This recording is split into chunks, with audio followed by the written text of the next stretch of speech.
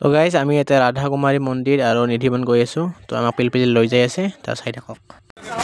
এইপিনে গুলি এটা নমাই দিলে ইয়াৰে পৰা অলপমান দূৰ কিমান দূৰ বুলি কৈছে বুলি যাব পাৰে আৰু মানুহ বহুত ভিৰ মানুহ আগত বহুত ভিৰ চাওক। আৰু এটা কথা কওঁ মানে কি হৈছে এতিয়া বোলে ভাণ্ডাৰৰ পৰা মোবাইল চোবাইল খালি লৈছে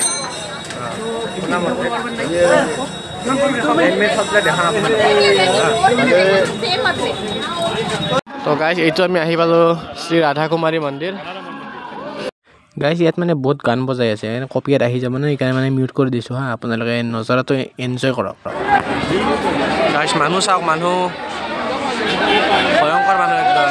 তো গাইজ এই ভিৰৰ মাজত আমি মানে বেলেগকৈ হৰাই গৈছিলোঁ, মানে আহোনকেইটা ইপিনে গুচি গৈছিল, মই ইপিনে গুচি গৈছিলোঁ। ইমান মানুহ চাওক গাইজ, মোবাইলে মানে লেগ মাৰি দিছে। তো এনেকৈ লগ পালোঁ আৰু আমি হৰাই গৈছিলোঁ গাইজ আৰু লগ পালোঁ। এইবিলাকে তুলসী হয়, শুনা মতে এইবিলাক ৰাতি হ'লে গোপী হয়, শ্ৰীকৃষ্ণৰ লগত মানে ডেন্স কৰে ইয়াত। ত' মানে সঁচাকৈ আহি বহুত ভাল লাগিল এইবিলাকে গাইজ। তো গাইজ এইবিলাক যে গছ দেখিছে, এইবিলাক মানে তুলসীৰ গছ হয়, আৰু শুনা মতে ৰাতি হ'লে ইয়াত এই তুলসী গছবিলাকে গোপী হয় আৰু শ্ৰীকৃষ্ণৰ লগত ডেন্স কৰে, মানে ৰাসলীলা কৰে। তো ইয়াৰ মাজত এখন মানে বিচনা আছে, ৰং মহল বুলি, তাত এখন বিচনা থাকে। সদায় ৰাতি হ'লে মানে ৰাতিপুৱা হ'লে বিচনাখন ওলোটা পোলোটা হৈ থাকে আৰু। তো এই মানুহ কয় আৰু মানে ইয়াত শ্ৰীকৃষ্ণ আহে, আৰু যোন মানুহে মানে ৰাতি চায় তো কয় নেক্সট দিনা তেওঁ মানে প্ৰাণ এৰি দিয়া বুলি কয়। তো মানে বহুত ৰহস্যময় কথা আৰু।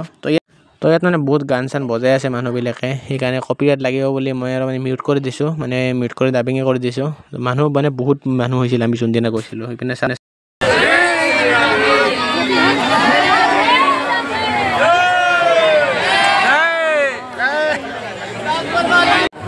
তো গাইছে এইবিলাকে তুলসী যিবিলাক গোপী হয় ৰাতি হ'লে টাচ কৰি চালোঁ দিয়ক। চাওক এইবিলাক খিৰিকী চিৰিকী দেখিছে, চব চিল কৰি দিছে একদম মানুহবিলাকে, মানে কোনো নাচায় ৰাতি হ'লে।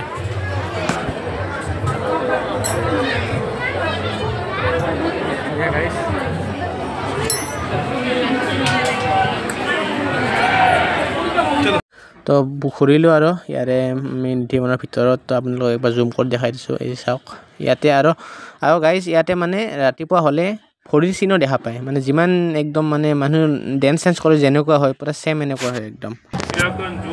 বহুত ভাল লাগিলে গাইজ আহি, না বহুত ভাল লাগিল। মানুহ বহুত আছে, ভিৰ, কিন্তু ভিৰৰ মাজতে আহি অৰিজিনেল নিচিনা এইবিলাকে।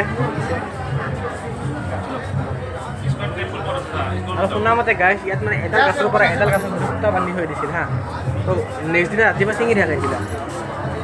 বহুত মানে ৰহস্যময় কথা। এতিয়া চব তুলসী গাছ হয়।